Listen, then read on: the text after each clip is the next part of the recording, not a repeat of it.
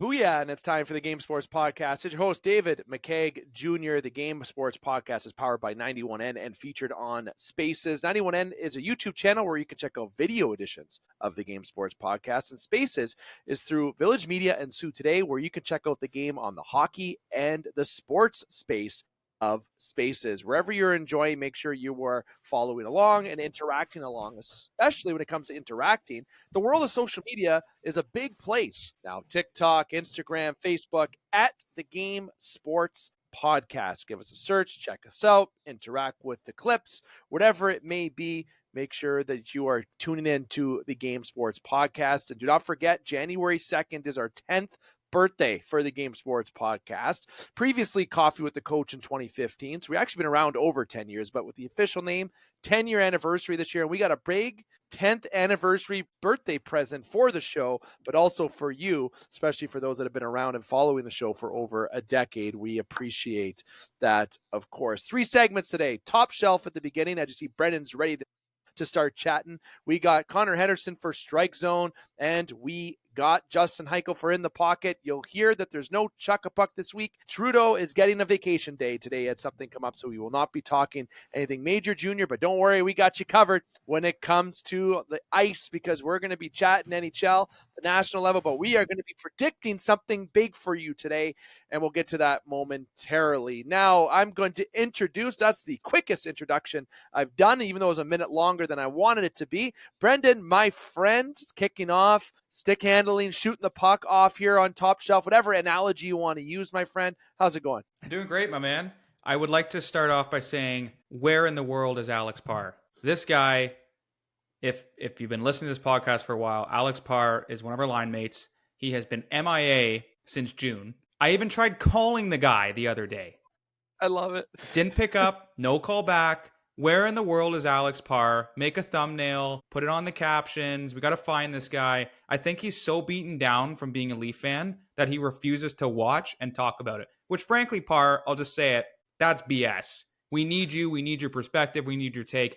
Get back on here. Answer my call. Talk to Dave McCaig, your guy. We bring it. You got to bring it. We love you. Come on back. Oh, I love it. And I texted him twice, 3 times now, actually, including our chat. No response. He's ghosting us.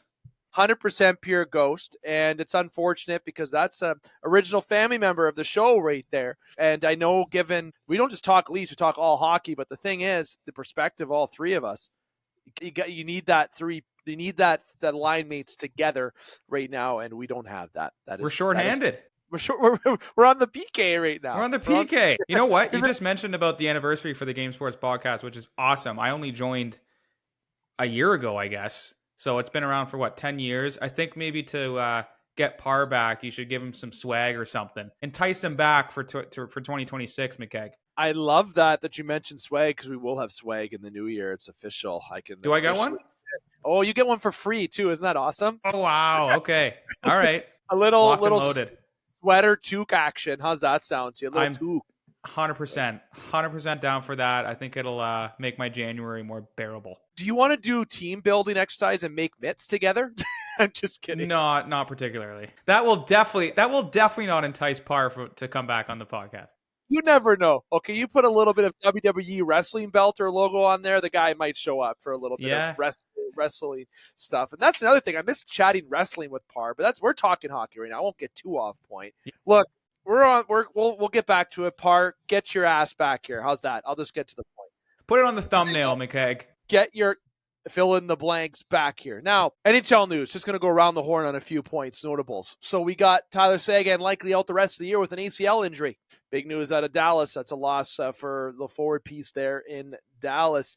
Now, look, I'm a fan of something. I got to give a shout out to the Minnesota Wild. They are a wagon weight now. Jesper Wallstedt, Philip Gustafsson shutting out the Oilers the other night, a team that traded away that pick, and the Minnesota Wild pick him up on that pick, and he shuts them out. Can't write that stuff. It is absolutely great.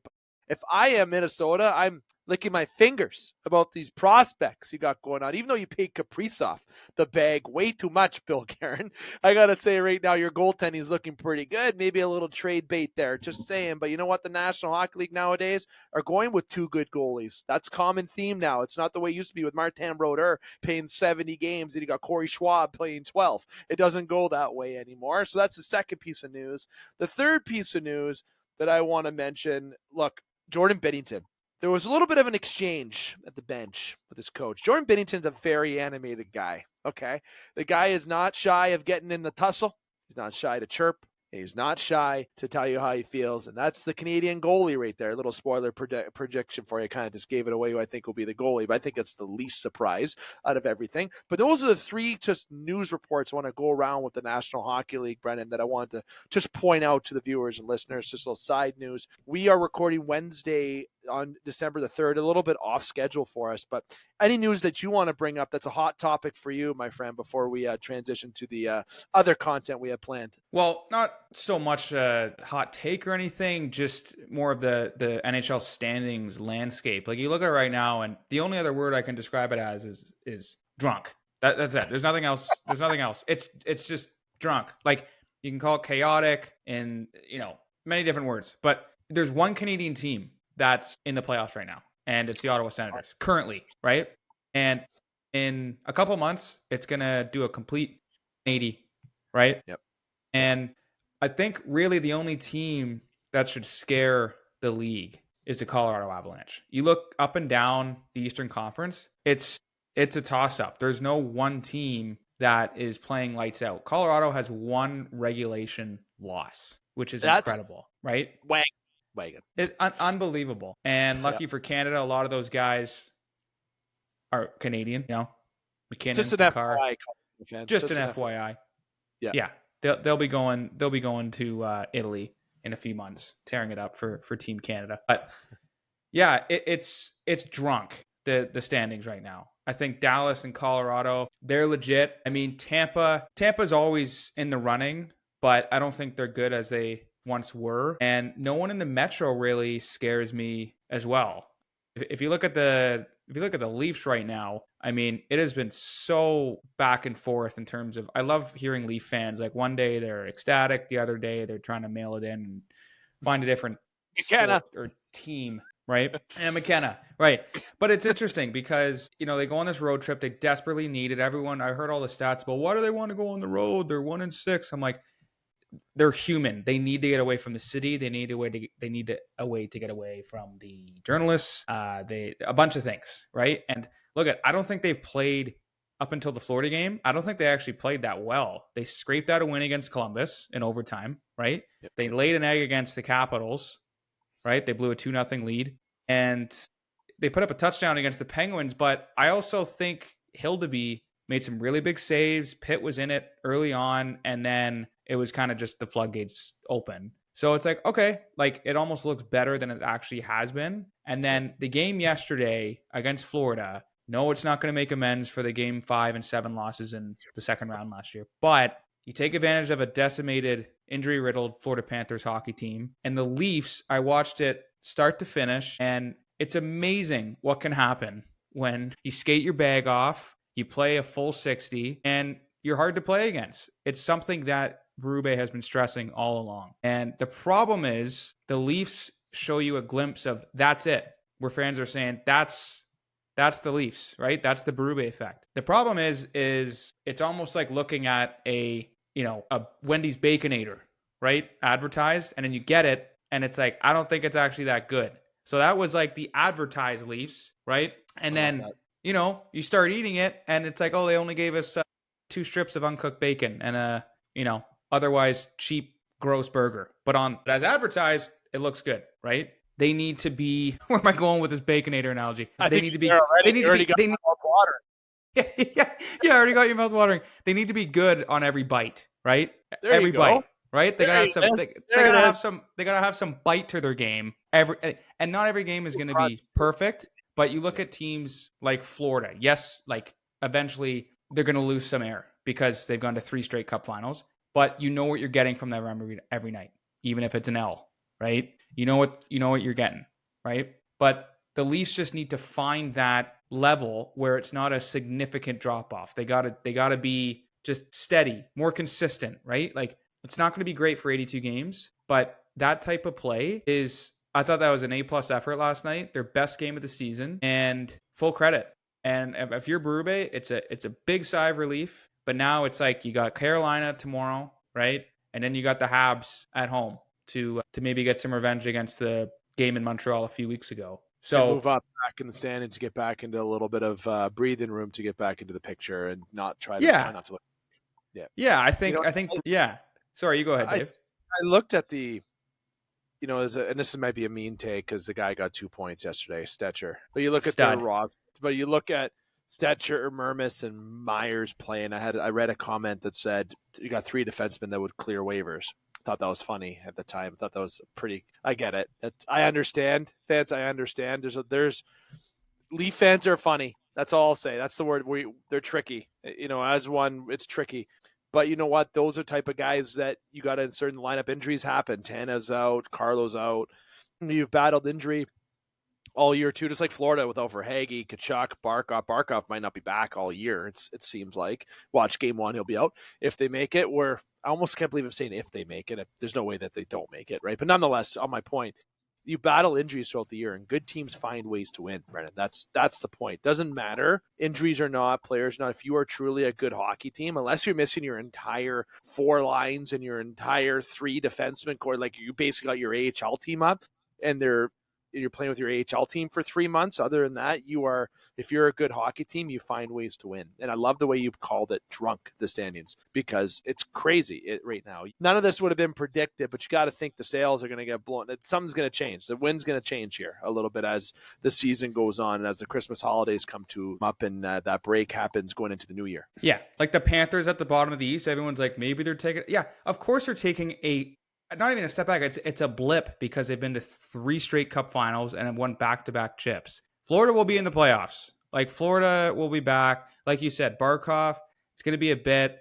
They're gonna not rush Tkachuk, but they'll be just fine. And if you're the Leafs, it's like this is good. But if this isn't a launching point, Dave, then I'm out of options, man, because you just beat the defending Cup champs in their own barn, which, by the way, there was like nobody there last night. Which Florida fans, you fake. You fake. Dude, you fake. But even at work today, I was saying to the guys, I'm like, isn't there like retired like Toronto Snowbirds down there in December? Like it was empty, Dave. Like, but still intimidating to play in that barn, just given what Florida brings, especially on home ice. But yeah, I mean, you got to think that's a launching point. And I thought it was, like I said, their most complete game. But it's how you follow it up. It's how to find that steady part to your game, that consistency. And I think the Leafs, what they really have to learn is to be comfortable being uncomfortable. I've said that before. So many teams, when you get into a groove and you're in the playoffs and you're going to the next round, it gets uncomfortable. So embrace that, because the Leafs have always just played comfortably and they let the game come to them. And then they're like, oh, okay, this is how the game's going to be today. Now we'll lock in, or now we'll try to do a late game comeback. Sometimes it works, like we saw against Pitt in October, and sometimes you're as a player probably wanting to leave the city because it's just that bad, the backlash you're getting. Yeah, and that's honestly, when you look at this team, I talked about it last week, and the term that I use, sell or buy early, was the way that I called it. And I know there was a lot of interaction on YouTube. Great, thanks everyone, that was good. We didn't get it up on TikTok for that at this point, but wherever way that you saw it, I talked about the Leafs buying or selling early. It's, you got to make that decision if you feel like you got to make a run for it. And I think this team is you cannot not make the playoffs with this team when they're healthy. That's the vision.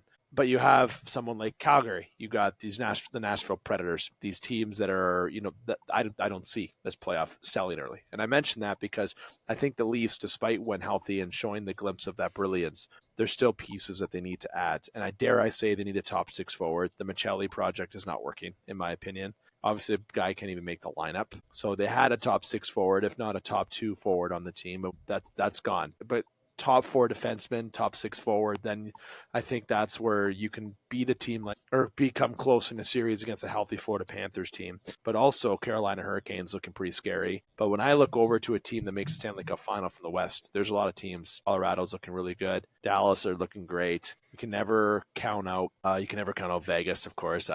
Vegas is Vegas, especially when they have their team.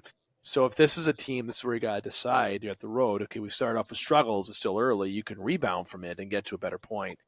But what do we need to do now so we don't get far behind? So these games where you're starting to make up some wins and get back up in the standings gives that belief back, and no pun intended on saying that. It gets that back. But I still think, I'm a firm believer that the Leafs, if they're going to decide to continue to go for it this year, to not mortgage future, but make moves earlier, before the Olympics, or even before the new year kicks in, so you can get this team together, molded, chemistry, and ready in preparation for the playoffs. So maybe that's another topic for next week because of time, just overall. But I think this is a team that needs to decide that sell or buy this year if they're going to move contracts out or still make a run for it. And I think that's a silly thing for me to say, because I think this is a team that is built to play playoffs. That's their expectation, is what I mean by that. Obviously, that hasn't had playoff success, but I think the goal is playoff hockey, if not, of course, cup, right? That is the goal in Toronto. And if they're not even, especially in the playoffs, let alone a cup, that would be a failure considered this year. So given where you're at, you got to make a decision. And that's the only thing I'll say about the Leafs. I've had a hard start to the year. I've had the Blue Jays hangover still. It still hurts the way that they lost. But so damn proud of that team, the Blue Jays, because of how hard they worked. And that's what I want to see from Toronto, is the games that they played last night in Florida, this game in Pittsburgh, the team that you're willing to put the body on the line for and win a hockey game.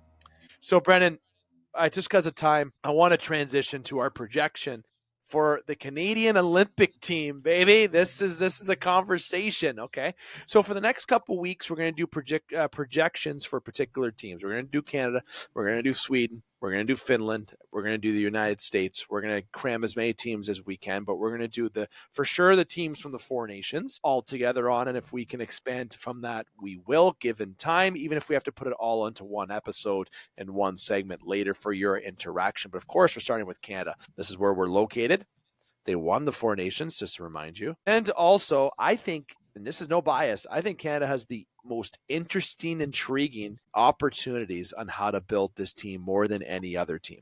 Okay, that's why I really want to put them first as well.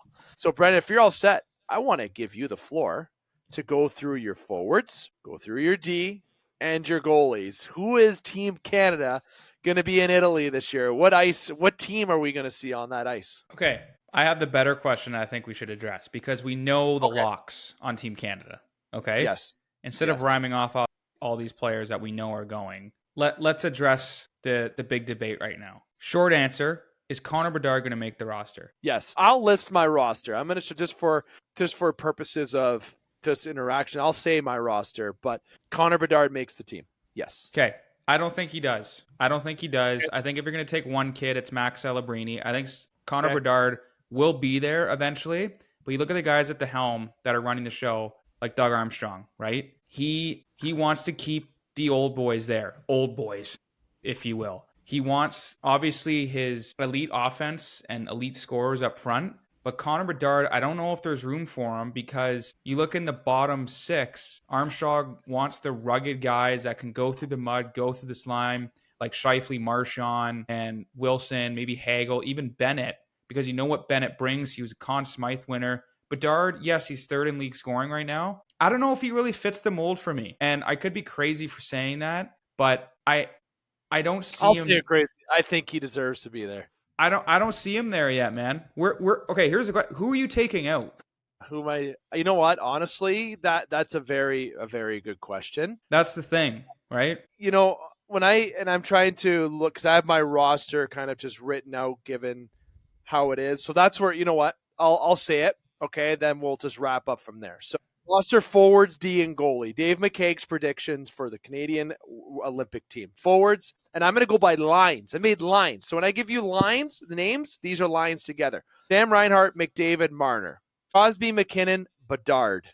Celebrini, Point, Scheifele. Marchand, Bennett, Hagel.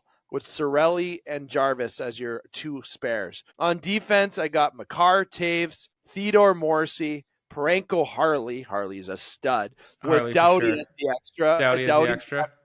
And then in net, Binnington's your guy. Thompson's the backup, finally getting it. And Aiden Hill's your third guy. Sam Montembeault is out. This is Italian in Italy. I'm saying it's Italian ice. Nope, that's the wrong term. This is in Italy, European Olympic ice. The last time the Canada guys went to Italy and they brought the big boys and the guys that won it before, it didn't work. The ice is bigger. You need speed. Bedard, Celebrini. I like Jarvis out there for speed. He might get some time in that lineup and haggle out Jarvis in for some games, right? Scheifele even out Jarvis in because of that body, but speed on that ice is going to be very critical. That open ice is what's going to help really Bedard and Celebrini, and it's hard to take these guys off the list because of that speed and because of what they've done this year. So I think it'd be a real snub to not have those guys on the team because of the factor of the ice, what they've done this year, and let's go. Let's bring a team to that tournament that's going to be very hard not only to play against because you got guys on there that are hard to play against, but you can't catch up to them either because the U.S. guys, some feisty guys, but some slower guys too. Matthews isn't all about speed. Kachucks aren't about speed, and you might not even have Matthew if he's not healthy. And Hughes, he's got speed. There's some guys, and he's dating Tate McRae, so he's obviously got some wheels. Is that pun intended? Okay. That's a good one. Okay, we got a lot. You're missing some key Cool. pieces. Yeah. Scheifele, you're missing Nick Suzuki, you're missing Tom Wilson. You think Wilson makes that team? I do, man. People are going to figure out this quickly, that players are going to have their feelings hurt. In 2006 in Torino, Crosby I can't remember, was he left off the team or Pat Quinn benched him? Either way, he didn't play, right? Crosby did not see the ice at all. Martin St. Louis was left off a roster one year, and everyone was like, oh my God, what? Like, this happens. So if it's not Bedard's time, it's not Bedard's time. He will be on the next one. I think at this point, just ask yourself that question. Who comes out, and is it worth taking them out? Because they have so many elite scorers that you can have fun with the bottom six and have more of the gritty guys, right? Because international play, Dave, the competition elevates. There's a lot more pushback. People are, they're playing for their country, right? So it's like, I think Canada management is kind of saying, we don't need another sniper. We don't need another guy with a strong skill set. We want a guy we know is going to bring whatever, the locker room vet presence, the push back in the crease to defend Binner and Thompson. Right? I would actually rather a Marchand, Wilson, or Hagel than a Bedard. Maybe I'm crazy. But again, everyone wants Bedard because of what he's doing in the NHL right now with the Blackhawks. But you put him on a loaded Canada team, I think he gets fizzled out. The guys that were taken out, just to note, Travis Konechny, Mark Stone, Travis Sanheim, and Samuel Montembeault were the four guys that I took off the Four Nation team in substitution for the other fellas that I added on there. Sam Bennett has done jack squat this year. He's also been to the last 3 Cup finals. He was a Conn Smythe winner. Legs are tired, but you throw the Canada jersey on that cat, and he becomes Sam Bennett the Menace again. Love that take. So you don't want to name your roster? You're going to leave it just to me? That's it? That's what you're going to leave it at? I will say I'd want Marner with McDavid. I don't think you had Marner with McDavid, would you? Yeah, I had Marner, Reinhart, McDavid. Yeah. Oh, you had Marner with McDavid. Okay. Yeah, that he played good when he was in over. Everything worked out in that final game against the States. I'm just kind of I'm like the teacher putting the red pen on your roster because there's a couple guys I'm like, I don't think Cirelli should be even a thought for that team. He's not even as an extra. Seth Jarvis, nah. Could have been a Leaf. Just saying. Could have been a Leaf. Seth Jarvis? Yeah, Patrick Marleau's trade that's for right. the first round pick to Carolina, they drafted Seth Jarvis. Yeah. I love it in Toronto. I like to kind of do the Jenga, okay, maybe a little plug and play thing here, right? I don't mind your players. Obviously the lines will shuffle, but I'm trying to think more of guys that could be in or the hot topics, should Bedard even be considered?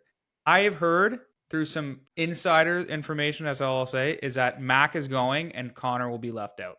Jeez. Oh, that's a hot take. Everyone below, comment. The clip makers on this The interns are going to have a great time making a clip on this one for how they want to put it together. Comment below. Let us know what you think. The makeup of the roster for Canada. Who's on, who's out. Brendan's right. Dave's right. We're both right. We're both wrong. Well, I guess we both can't be right, but maybe that's what you think. You just let us know what you think below. That is Canada Olympic team 2026 in Italy. We will have the World Junior team picked next week to just kind of correct myself there. Brennan, we went a little bit extra. Connor's waiting in the wings, Sorry, the wins, Connor. whatever way you want to put it. So we got passionate about our hockey there.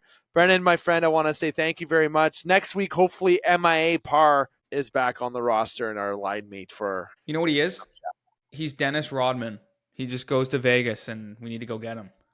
Oh, I hope I can't wait the feedback for this episode. We have to go get him. Let's hop on a bird, Dave. Yeah, let's go get him. We got to save him off the slot machines. Let's go. Yeah. Let's go. Is there? All right, Brandon. Thanks, my friends. We'll be in touch. Thanks, buddy. Cheers. Cheers. All right, everyone. We are going to be getting into Strike Zone now. I cut into Strike Zone time. There he is. The return from Italy, the married man, the absolute stud, the rookie. Look, can I tell you something? I lost my wedding ring, my very bougie wedding. I know. So don't. People say you lose your rings, whatever you need to. I'm very good with things. Don't lose it, Connor. Do whatever you need to do to not lose that ring that's on your finger. I'm wearing my $30 Amazon tungsten ring, okay? And the ring that I bought, I went very bougie because I thought I would only have to buy one ring, okay? And I got to buy a second. And the reason I got to buy a second is for the reason of losing one, probably. So unless it comes up somewhere out of my rear end, I've looked so hard for it. I've lost it for over a week, so I think it's gone. But let's not go there. We're talking strikes. So my friend, how are you? Congratulations. Welcome to the club of the married club officially. I'm very sorry that I missed it. I know I forgot something, but I didn't forget something. I won't say it on air. But nonetheless, very happy to know that you're back. How's the wedding? How was your trip to Italy? Thanks, man. It means a lot. It went so good. A few hiccups at the wedding, but everything else, for the most part, went really smooth. Partied it up, danced a lot. Oh, yeah, you did. Oh man, it was so much fun. Definitely missed having you, but you're with us in spirit. So Italy was fantastic. It was my first time in Europe, and we did Venice, Florence, Rome, and God. You went to Florence, man. One of my favorite spots, Sorrento and Florence. Florence is so good. Did you go to the Tuscany tour? Did you go on a wine tour? We did not go to Tuscany, unfortunately. Okay. But I did grow to have a massive crush on the Medici family, or the Medici family, the rich Renaissance. For those who aren't familiar, they funded a lot of the beautiful artwork in the Renaissance era. It's sort of like a dynasty family. And there's this really cheesy show on Amazon Prime called Medici, Masters of Florence. And it's basically like bargain bin Game of Thrones. So we had a lot of fun seeing some of the remnants of that on our trip. That's great. You know, man, I'm very sad that I missed it. You had moments in life where you want to be a part of that, and that's something I wanted to be really a part of. And obviously having I still call him a newborn at 6 months old now, though. But obviously, sitter time, doing things are a little bit more challenging. So I am very sorry, as you know. But now I know we're talking baseball, so we can transition to that. I'm very happy. It was a great time. I heard everything was fun. Your trip, I'm happy to hear your trip was great. Italy, I obsess about it every day still, even though it happened a couple years ago. Can't wait to go back. But nonetheless, baseball news, man. You and I, last time we talked, I didn't get a chance to. You didn't get to hear the Blue Jays hangover that I had. I still have the hangover. Game 7, 2 outs away. I still have a very hard time thinking about it, but I am so damn proud of that team. I've never said that about a Toronto team. How can you not love that team and what they did for the season and playoffs? I'm not mad they lost. Sad. There's a difference because it's not like they mailed it in. I would have rather they lost 10-1 in that game instead of 2 outs away almost. But how can you not love that team and love baseball? And all the BS that happened, ball under the wall, IKF at home, all this Toronto sports curse that keeps just living on. But you know what? Let me tell you something. The Jays are going back there, Connor. I'm telling you that right now. And the way this offseason's looking, I'm looking very, very happy as an offseason so far for the Toronto Blue Jays. They're still missing a couple things, and one rhymes with go. He's the shortstop for the Blue Jays, waiting for that news to come out eventually. But look, All right. We may not have a lot of time to dive into every team. You're a Tiger fan. I'm a Jays fan. We have a lot of Tigers and Jays listeners on our team, but we talk all teams. Connor, I kind of want to give you the floor about where you want to go with any news that you have, and then I'll talk about some of the recent signings before we let you go. A little bit of a shorter segment as Hykel will be coming on soon for In the Pocket. I'll leave it to you, my friend. Sure. I think just briefly, the Jays, yeah, that's a team to be proud of this year. When the night before my wedding in the hotel that a lot of my guests stayed in, we had a party room set up with a big projector, and about 50 of us were in there just watching on October 24th the Jays win with, I believe it was the Grand Slam game where they won game 2 against the Dodgers, I believe it was. And what a game. Oh my God, everybody was so fired up, and that energy to go back there next year and to bring it home, that would be phenomenal. And they've bolstered that starting rotation this offseason by adding a couple solid arms, one of which is one of the most durable pitchers in baseball, Dylan Cease. How do I pronounce it? I like Dylan Cease. I thought it was always been Ceci. I've heard different outlets say Cease. I'm going to go with Cease. Sounds easier. Ceci just kind of, I don't know. I like. I'll go with Cease. I'm not gonna force the. So he's a guy who will eat innings for you and add that depth and stretch out the rotation. And then they also added Cody Ponce, who was lighting it up overseas in both Japan for 3 years and then Korea last year, and won the MVP of the Korean Baseball League. He was a former minor league / kind of flamed out starting pitcher, and now he's coming back with hopefully a vengeance. They signed him to a 3-year deal, which at I believe age 30 or 31, Hoffman. It's a commitment, man. It's a commitment for sure. It's cool to see them putting the chips into the middle and saying, hey, like we had a good season last year, a great season last year. Let's push it even further. Honestly, look, you're a Tigers guy, so I'll give you a wide open point here as our baseball expert. Tarek Skubal, go off if you want to. Number 2, Kyle Tucker, Bo Bichette. What are the odds of the Jays getting both of those guys if that happens? Bringing back Bo and signing Kyle Tucker. Okay, is there? Am I wishful thinking now? Am I really wishful thinking? Am I just being too excited? Yeah. But anyway, yeah, Tarek Skubal, you can start there first. There's been some trade talk, Connor, and look, can I tell you something? If someone's not going to sign with your team, I am a massive fan of asset management. Massive fan. You can't lose something for nothing. But the Tigers are also not a rebuilding team anymore. This is a team that is trying to do what the Blue Jays just did. Yeah. Skubal, Tucker, and Bichette. That's what I was going to. Well, I think Bo would come back. One of the luxuries of being a successful team is that people want to play for you. And they were a successful team last year, and Bo's a legacy player for them. I think he'll want to stick around. I agree. I don't have much comments on Kyle Tucker other than he's a great player, a great hitter. Any team would be lucky to have him. And Tarek Skubal, oh boy, I think last offseason we had a similar conversation. The question becomes, how good are the Tigers come trade deadline? That'll be the answer to whether or not he stays or goes. Okay. It's like that song from the Clash, should I stay or should I go now? The record will determine that question for us. So do you think, just from the baseball end, that the value is bigger now, or would it be more at the deadline though? I don't mean to reference, hockey in this. I really don't. But a recent clip that I had was sell early or buy early. I talked about a couple teams in the National Hockey League, and I referenced 3 different teams, Calgary, Nashville, and Toronto, because of being a different expectations. Tigers' expectations are actually kind of where the Maple Leafs would be, trying to playoff team, trying to win, should make the playoffs, should be a team that should be in the favorite conversation. A key word under there is should. All right. So do you sell early on high asset because the value is higher? Or do you think waiting till the deadline is truly the better call because you need to see where you're at that end of at that point in the season? You can't trade him this offseason. It would basically be waving the white flag to the fan base. I don't think that there's a way that anybody would get behind moving him now. You'd have to suck to justify the trade. And the only way you'll know you'll suck or be mediocre will be if you're limping towards the playoffs or maybe not going to make it. I love the asset management idea. it makes no sense here to sell him before the season starts. So a couple random two other points for you is that I feel that the Orioles really didn't succeed this year, and I've always talked to them about being a team that could be in the Mike Trout conversation, right? I've always said that about him.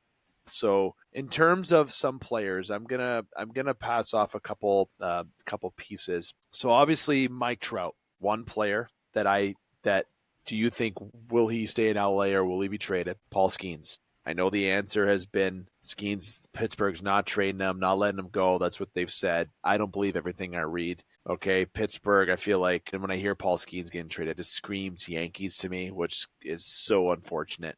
But Trout, Skeens, staying or going? Okay, so with Trout, they can't trade him, and with Skeens, they can't trade him. That's how I would frame it. One, obviously Mike Trout did not have the best year last year, and with that contract, it would be difficult to move. And two, with Skeens, obviously he's got a great valued contract because he's still on a rookie deal, but oh my God, I mean, Pittsburgh might as well fold the franchise if they let him walk.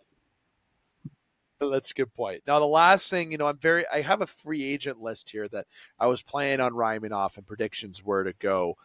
So I'll do two players, okay, and you can tell me where you think they're going. And I was going to save a scandal conversation, but we've talked about it before already with Clase, and it seems like he's never going to be pitching again. But I am going to bring up somebody who I think should still get a chance in the MLB, so I'm going to leave it to you. So I'm going to name two players. You predict where you think they're going to go, and then I'm going to give you the third player, someone who's been banned from playing in major leagues. You might be picking up what I'm putting down, if you think he'll ever return to the majors. Okay, I'm putting you on the spot today. Love it. This is hard. I'm so bad at these, but let's do it. Edwin Diaz. Closer Edwin Diaz. Oh my goodness. Any team would be lucky to have Edwin Diaz. Where's he going? Staying, going, Toronto, New York? Staying with the Mets? Staying with the Mets, Dave. Staying with the Mets, I figured. Now let me give you the hot topic that I just mentioned.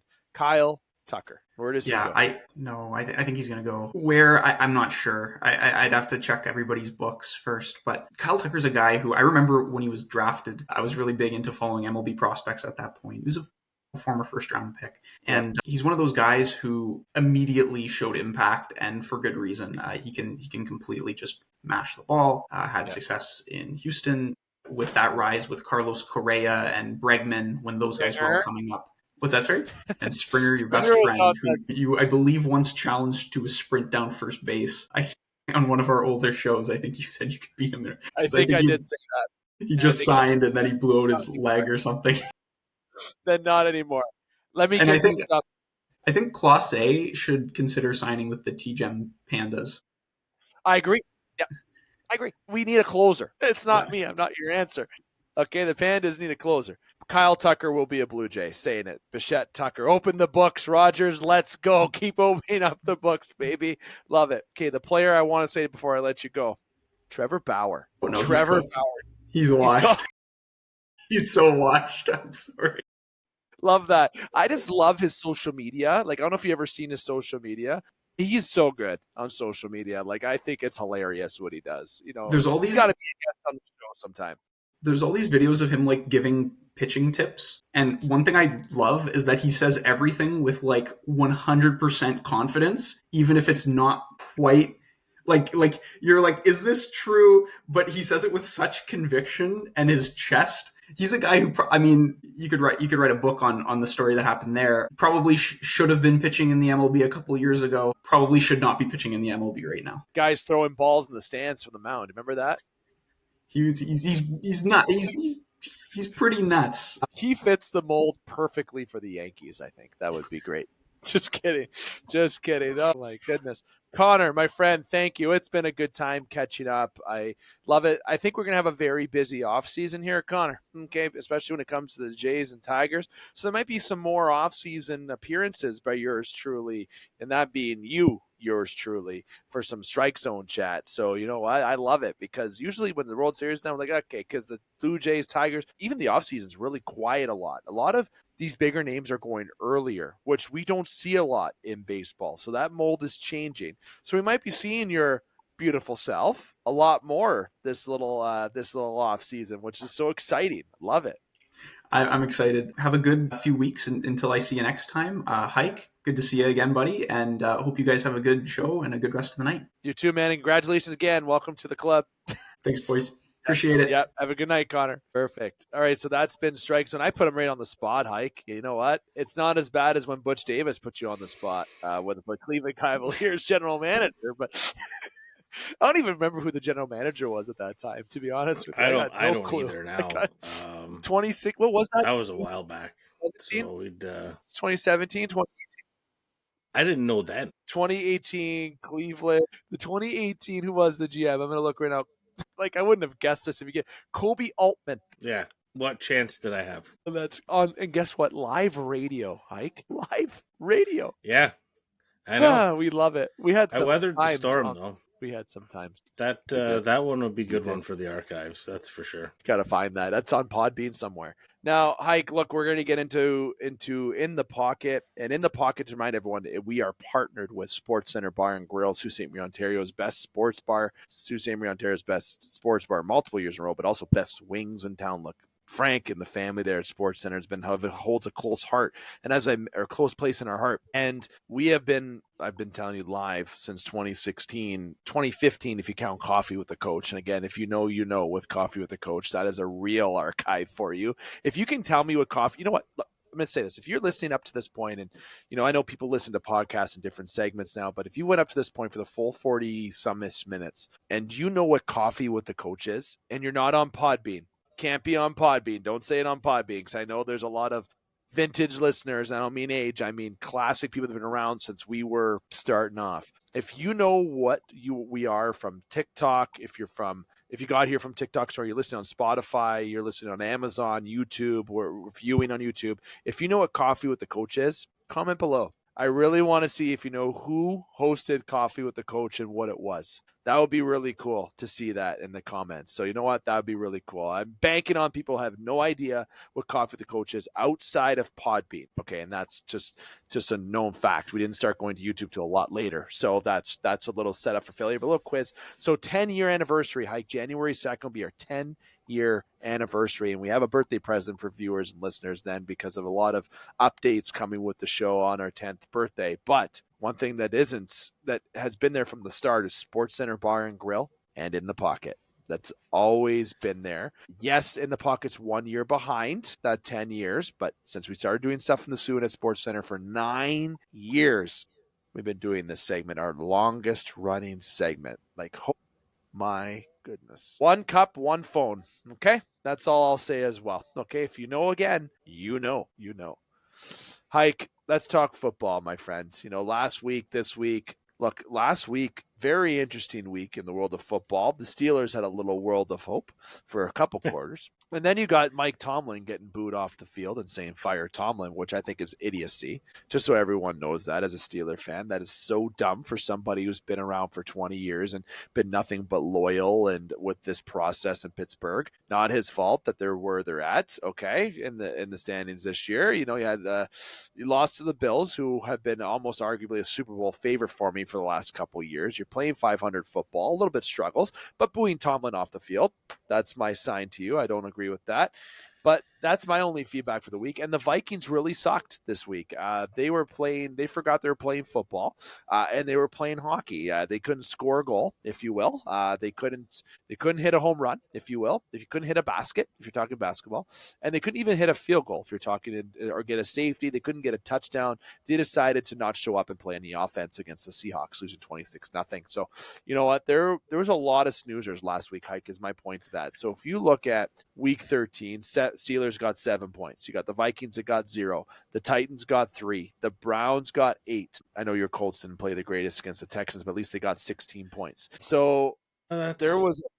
Let's not... I mean, the refs. Let's talk about... I mean, if we're going to say something, it's... I said a lot of snooze fest this week, Hike. I'm not going to lie. I wasn't in love with this week, but you go to the refs. I'll give you the floor on that. So we're going within the pocket. We're reacting to last week first before we do our usual upcoming week. So talk about the refs, Hike. Yeah, I mean, I don't know. At least in the Colts game in particularly, like, the refereeing was absolutely atrocious.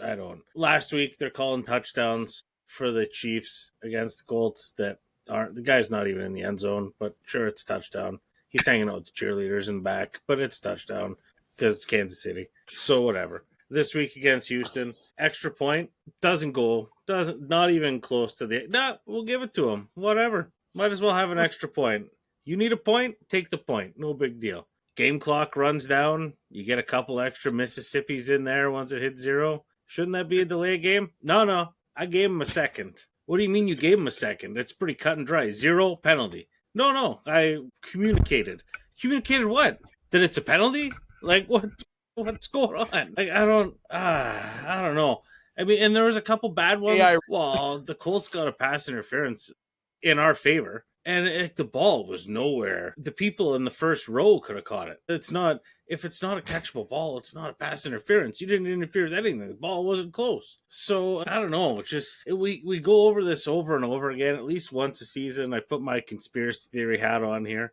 But like we're nailing players every 6 months. There's another big FBI sting. So-and-so was betting 30 grand on the under on his pitches, or, the guy for the Raptors that was betting the unders on his minutes. Joe Blow nobody saying, I'm only going to get 3 shots. I don't know. There's got to be refs that are on the take. Like there just has to be. I understand that the idea behind, you couldn't have a ref get charged or, because it takes away from the integrity of the game.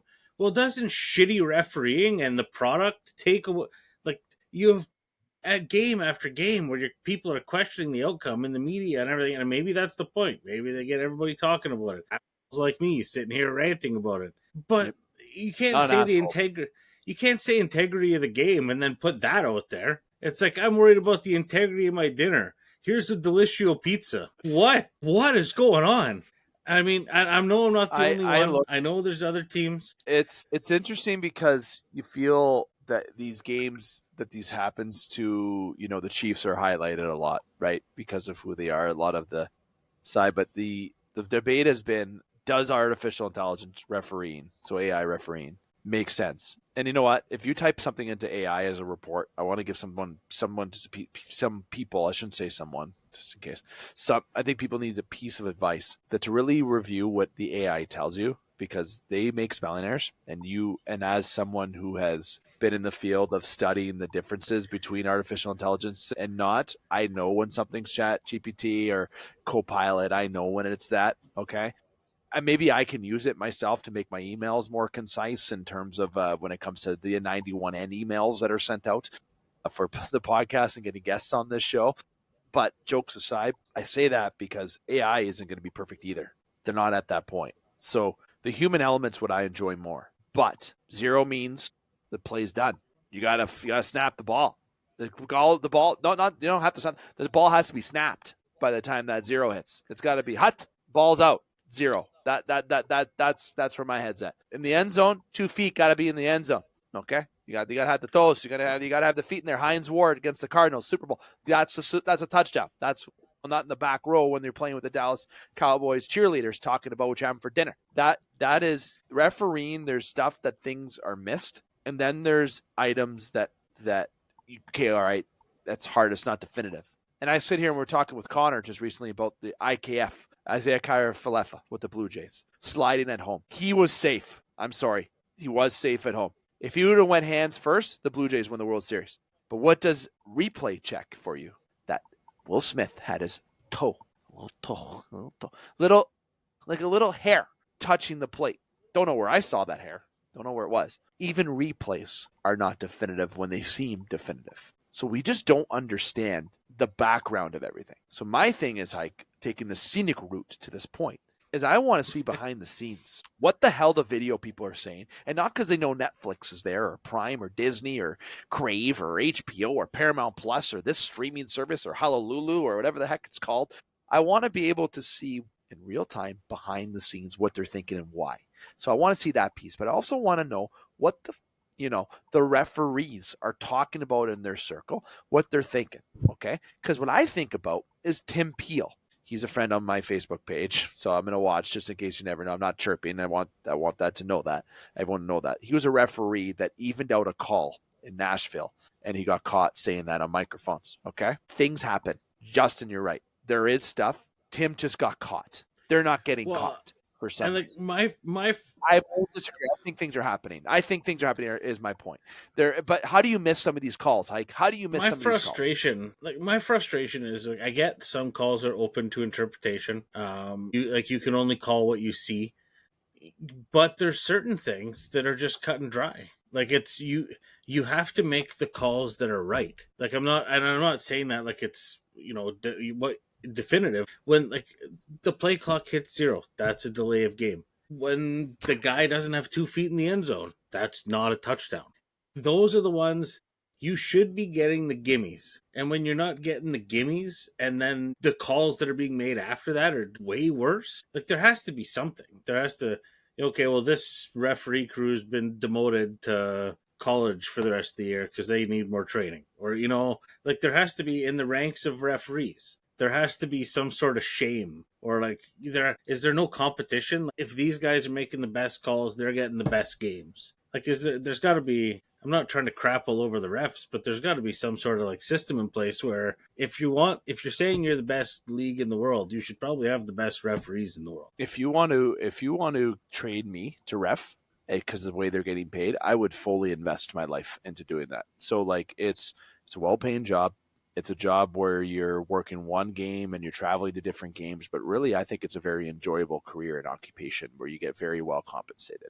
But the problem is you deal with a little bit of backlash, stress, and fans yelling at you, disagreeing. But guess what? Every day I deal with this. Everyone deals with that at work. Okay. So, you know what? I feel the referees are getting very well compensated to make the right calls, and they have the tools to make the right calls in front of them.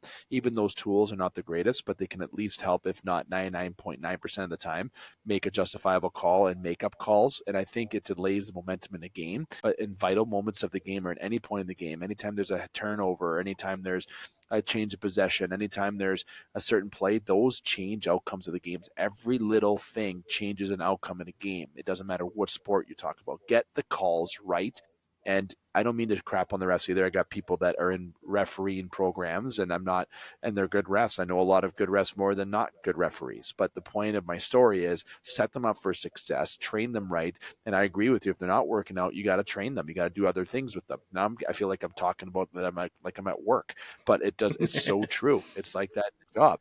It's like every job. There's an expectation, and hopefully they're held accountable for the stuff that they don't do right. And give them the tools, which you have, to do the job right, and use those tools to make the right call. And end of story. Like when the clock hits 0, the play's done. If you don't have the ball snapped, it's a penalty. Flag in the air. I've had my disagreements this year is with pass interference. A lot of this year, I feel like there's been a lot of that early touching, that early interference, if you will, that are going uncalled. But if you watch another game, they're getting called. It's the inconsistency that really pisses me off. But again, that's a human element. But again, I think there's some obvious sides of it where these don't need to be missed. Yeah, I don't know. I mean, we've harped on the refs long enough. I think it's on a positive note from last week. All 3 American Thanksgiving games were absolute bangers. Yes, that I'll say. Yeah, I thought a lot of excuses, but not those. Yeah. The Bengals came out and surprised some. Some people thought that Joey B was going to be good and were confident in that. But the Chiefs, Dallas, hell of a game. He's back. Absolute hell of a game. And the Packers and Lions game with that halftime show. Eminem and Jack White. We'll take that. That was pretty good. All 3 were pretty juicy. I mean, Thanksgiving usually has a few snooze fests. But no, that was a good one. Honestly, with your comment earlier about Sunday being a snooze fest, all the good games were on Thursday. And then we had a Friday afternoon game with the Eagles, which was pretty all right.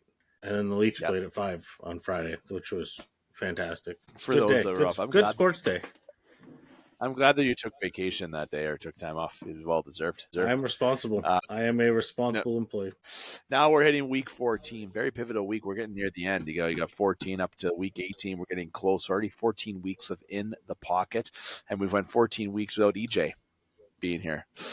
Yeah, said it. We were expecting him to be, He'll be back. But he will be back. I was talking to Dane, and he'll be making his odd appearances to help out in the pocket. He just hasn't been able to yet, but will be coming back to the show. So some returnees of the old man group is on the group is coming in.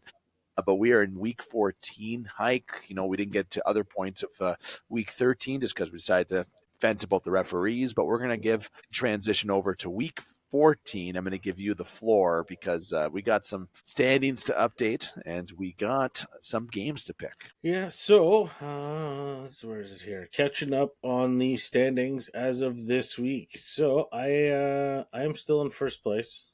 1 point lead over the David decision. So I've 125 over 124. So we're neck and neck there, and EJ is still in third, 120, and Tyler in fourth place, having a rough go this year, having a real rough go. But we're not going to discuss the missing week in EJ's schedule. We're just going to talk about how close we all are. That's how that's going. And you know that EJ is listening to this and smiling every week. I know. He's going to chuckle every week about this. But that's fine. Week 14, getting to the nitty gritty, especially in people's fantasy leagues now. If you're not in a playoff spot, what are you doing? Figure it out. What we got coming up? Thursday nighter this week. Not bad, actually. Detroit v. Dallas. Sorry, Detroit fans, but I am going to take the Cowboys in this one. Cowboys looking like they're on a bit of a heater, and I think that's going to be a pretty juicy game. Getting into our Sundays, I'm taking Seattle over Atlanta, Buffalo over Cincinnati, Cleveland over Tennessee, Washington over Minnesota, and another oof, Miami over the Jets, Tampa over New Orleans, Colts over Jacksonville, hopefully, Pittsburgh over Baltimore, Denver over Vegas, Chicago over Green Bay, in a pivotal division matchup there with the first place in NFC Chicago Bears. Still weird to say that out loud. Rams over Arizona, Houston over KC in the Sunday nighter, and the Eagles over the Chargers on Monday night. Score 24 Philly, 18 Chargers, and for the Sunday night I got Houston 28, KC 24. Most points this week, the Bills. Fewest points this week, Minnesota, with whoever they're starting at quarterback. Might be me at this point. So, and I snorted there for absolutely no reason. That's because that's how funny that was. Yeah, that's exactly it. And also, I was thinking a little bit from my picks. I actually made my picks earlier today, but I got an error message saying invalid crumb on Yahoo. So Yahoo can go fly a kite. So I had to reselect my picks. So if you're wondering why I'm looking down when Justin was talking, I went to my picks expecting them to load, and they didn't load. So I wanted to make my picks before he got through them all so people don't think that I did it. So I wanted to elaborate on that to make sure. I didn't get the scores in, but I remember what I had and who I thought were the least. So I'm going to enter that. So getting to the picks, I got the Lions over the Cowboys. Come on, Detroit. I'm going off of not instinct here. Seahawks over the Falcons. Bills over the Bengals. Hard pick. I was really tempted to pick the Bengals. Browns over the Titans. Commanders over the Vikings. They might get more than 3 points this week. The Dolphins over the Jets. I got the Bucks over the Saints. Colts over the Jags. I haven't picked them the last few weeks, but I will this week because, little bias. I am going to pick the Steelers this week to bounce back after getting booed off the field. And what the Ravens showed against the Bengals, beat them when they're down.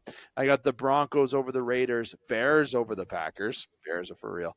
Rams over the Cardinals, Chiefs over the Texans, Eagles over the Chargers, 32-28 Eagles over the Chargers, and for the Chiefs and Texans, I got 34-21. For the team that's going to get the most points, I got the Broncos, surprisingly, this week, and then for the least, I'm going with the Saints. I had Minnesota highlighted there, but you know what? I'll give them, I think the Saints are going to get 3, and I think the Vikings are going to get 6. It's going to be a tight race for those least points in the week this week, but Saints to be last. And we'll see what next week brings as it gets a little closer in the standings as we hit near the end. It's time for a lead change, if you know what I'm saying. I think it's time for the David decision to move Hike's picks down a little bit. And let's hope EJ picks all of his games this week and has a 3 for whatever total this week, because that would be a great makeup week for us to save the embarrassment on him missing a week and being 4 and 5 points respectively behind us. Yeah, embarrassing ourselves. Yeah, no comment. I mean, we have to be honest. Hey, look, it makes for good content. Okay, I made a lot of opportunity for content here, and I made a lot of opportunity for our interns to make some great clips. Good luck because it's really sporadic. I'm making them really watch the show this week to really pick and edit how they have fun. Jerry's going to have a great time with editing some clips this week, I feel like. So nonetheless, Hike, this has been In the Pocket, my friend. Any final thoughts before we officially wrap up? I mean, honestly, let's hope we can go into this week, drop the referee conversation. Hopefully we got nothing to talk about on that end coming into next week. And I think the Thursday night game is probably the game of the week. That's where I'm at with it. I agree. The Thursday nighter, Detroit, Dallas, where my couch, or I'll be on my couch for that game, and I'm hoping my picks registered, Hike, okay? Because if I miss this week, I ain't going to rebound. No, and I will Thursday hold it night over your head for at least a year. Yeah, so I need to make sure those are registered. So I'm going to be triple checking that tonight at all times to make sure. So nonetheless, Hike, again, thank you very much. It's been another week of In the Pocket. Next week, we will be back, same place, same time. We're nearing our Christmas break, everyone. Just to give everyone a little reminder as it's the conclusion of the show. We will have a show on the 11th. Sorry, the 11th. My goodness, yeah, we post by the Thursday. Let me rephrase. We will have a show next week. That is when we record on the 9th. We will have a recording on the 6th. Then we will have our holidays. We usually take the week of Christmas off and the week of New Year's normally. We take that week off as well. So we do plan to maintain that. Pending any news, obviously, there might be a change in that, but we do plan to have our last recording for the holiday be on the Thursday, the 18th upload for you. And we will be back on January the 6th for our next recording after we take our Christmas holidays. So essentially 2.5 weeks off before you have to hear our voices and see our faces. Again, pending hot topic news, because know what time it is during that time? World Juniors. So there will be some clips, I'm sure, from yours truly, McCarthy, Dane, Parr, maybe Hike, who knows, Trudes. There's going to be some interaction that we'll make sure that we have during the World Juniors, because we do anticipate someone from the Sioux Greyhounds being on that World Junior team, of course. So speaking of which, we will have that World Junior projected roster. As long as it's not announced by next week, we will have our roster predictions for you on that next week. We're taking the gamble that it won't be up yet, but I have a bad feeling it might be. But nonetheless, you got to see our predictions for Canada this week. So for Team Canada at the Olympics. So thank you for Brendan McCarthy coming on by. He didn't make a selection. He made me go myself and criticize me. That's the approach he wanted to do. To each his own. Love it. I like that. Thank you to Connor Henderson. Thank you very much as well for Strike Zone. Blue Jays spending the money. Come on, Rogers. Keep going. And Hike, my friend, as always, as I already said, thank you for joining as well for The Pocket. Good to be here as always, and we'll see how this week goes. And yeah, I'm excited to hear how that World Junior roster shakes out. Oh, that's going to be something. And you know what? Because you didn't get a chance to hear Brendan to say, I'm not picking. He wanted me to pick. You can go ahead and listen to that because he wanted me just to be put on the spot. Very unique strategy by him on the prediction segment. It's really odd having one person pick when two people are supposed to. But nonetheless, again, thank you to SportsCenter as well, partner with the In the Pocket segment. Shout out to 91N. Follow that on YouTube. Spaces. Check that out through Village Media and Sioux Today.